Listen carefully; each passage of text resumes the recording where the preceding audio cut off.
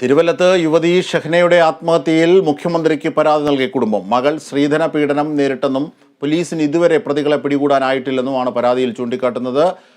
മുഖ്യമന്ത്രിയുടെ ഓഫീസിൽ നേരിട്ടെത്തിയാണ് കുടുംബം പരാതി നൽകിയത്. ഇതിൻ്റെ വിശദാംശങ്ങളുമായി വിഷ്ണു കരുണാകരൻ ഞങ്ങളുടെ പ്രതിനിധി ചേരുന്നു. വിഷ്ണു, ഇതുവരെയും അന്വേഷണത്തിൽ ഒന്നും കാണാത്തതിൻ്റെ അടിസ്ഥാനത്തിലാണോ, ഒന്നിലേക്കും നീങ്ങാത്തതിൻ്റെ അടിസ്ഥാനത്തിലാണ് കുടുംബത്തിന് നേരിട്ട് മുഖ്യമന്ത്രിയുടെ ഓഫീസിൽ എത്തേണ്ടി വന്നത്? എന്തൊക്കെയാണ് അവർ പറയുന്നത്? തീർച്ചയായിട്ടും തിരുവല്ലത്തെ ഷഹ്ന ആത്മഹത്യ ചെയ്തത് കഴിഞ്ഞ മാസമാണ്. ഈ മരണം സംഭവിച്ചത് മുതൽ തന്നെ കുടുംബം ഭർത്താവ് നൗഫലിന്റെ മാതാവിനെതിരെയും വലിയ രീതിയിലുള്ള ആരോപണങ്ങളാണ് ഉന്നയിച്ചിരുന്നത്. ഈ ആരോപണങ്ങളിലെല്ലാം വ്യക്തമാക്കിയിരുന്നു കടുത്ത പീഡനങ്ങൾ ഈ ഷഹ്ന വീട്ടിൽ അനുഭവിച്ചിരുന്നു. ഈ ഒരു സാഹചര്യത്തിൽ പ്രതികളെ പിടികൂടണമെന്ന്, പ്രതികളെ നിയമത്തിന് മുന്നിൽ കൊണ്ടുവരണമെന്നും ആവശ്യപ്പെട്ട് പോലീസിന് മുന്നിൽ വലിയ രീതിയിലുള്ള പരാതികൾ കുടുംബം നൽകി. അതോടൊപ്പം തന്നെ ബന്ധുക്കളും വലിയ രീതിയിലുള്ള മൊഴികൾ നൽകിയിരുന്നു. ഷഹ്നയുടെ ശരീരത്ത് പലതവണ പരിക്കേറ്റിരുന്നു. ഇതിന്റെ തെളിവായി ഫോട്ടോകൾ അടക്കം ഹാജരാക്കിയിരുന്നു.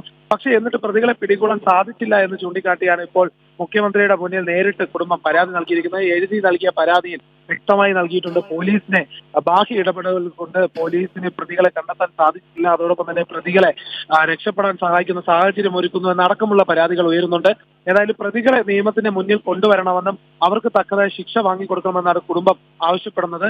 കുറച്ച് ദിവസങ്ങൾക്ക് മുമ്പ് തന്നെ ഇപ്പൊ ഈ പ്രതികളെ സഹായിച്ച വിഷയത്തിൽ ഈ ഒരു കടക്കൽ പോലീസ് സ്റ്റേഷനിലെ CPOയെ സസ്പെൻഡ് ചെയ്തിരുന്നു. ഈ അന്വേഷണ ഉദ്യോഗസ്ഥരായ തിരുവല്ലം CI നൽകിയ റിപ്പോർട്ടിൽ, അതായത് സിറ്റി പോലീസ് കമ്മീഷണർക്ക് നൽകിയ റിപ്പോർട്ടിൽ വ്യക്തമാക്കിയിരുന്നു ഒരു CPO ഇത്തരത്തിലുള്ള സഹായം പ്രതികൾക്ക് നൽകിയിരുന്നു. ഈ സഹായ അടിസ്ഥാനത്തിലാണ് പ്രതികൾ രക്ഷപ്പെട്ടതെന്നും മറ്റു സംസ്ഥാനത്ത്.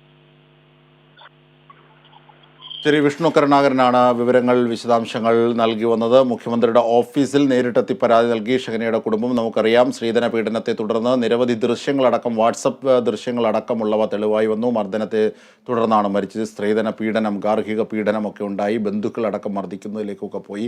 മർദ്ദനത്തിൻ്റെ പല ദൃശ്യങ്ങളും പാടുകളും ഒക്കെ അവരുടെ ശരീരത്തിലുണ്ടായിരുന്നു. അതൊക്കെയാണ് നാം ഇന്ന് ആ ദൃശ്യങ്ങൾ നമ്മുടെ സ്ക്രീനിൽ കാണുന്നത്. വലിയ പ്രതിഷേധമാണ് നാട്ടുകാരുടെയും ബന്ധുക്കളുടെയും ഒക്കെ ഭാഗത്തു നിന്നുണ്ടാകുന്നത്. ഇപ്പോൾ അതിൻ്റെ ഒരു തുടർച്ചയായി പോലീസിൻ്റെ ഭാഗത്തു നിന്ന് ഈ പ്രതിയായ ഭർത്താവായ നൗഫലിനെതിരായി നടപടി സ്വീകരിക്കുന്നില്ല. പ്രതികളിലേക്കും അവരെ നിയമത്തിൻ്റെ മുന്നിൽ കൊണ്ടുവരാനുമുള്ള ശ്രമങ്ങൾ പോലീസിന് പരാജയപ്പെടുന്നു. ഇങ്ങനെയുള്ള പശ്ചാത്തലത്തിൽ കൂടിയാണ് ഇപ്പോൾ ഷഹ്നയുടെ കുടുംബം മുഖ്യമന്ത്രിയിൽ അഭയം തേടിയിരിക്കുന്നത്. മുഖ്യമന്ത്രിയുടെ ഓഫീസിൽ നേരിട്ടെത്തി പരാതി പറയുകയും ഇതിൽ കുറ്റക്കാരെ കണ്ടെത്തുകയും ചെയ്യണമെന്നാവശ്യപ്പെട്ട് പരാതി നൽകിയിരിക്കുകയാണ്. ഇതിൻ്റെ വിശദാംശങ്ങളാണ് വിഷ്ണു കരുണാകരൻ ഞങ്ങളുടെ പ്രതിനിധി നൽകിയത്.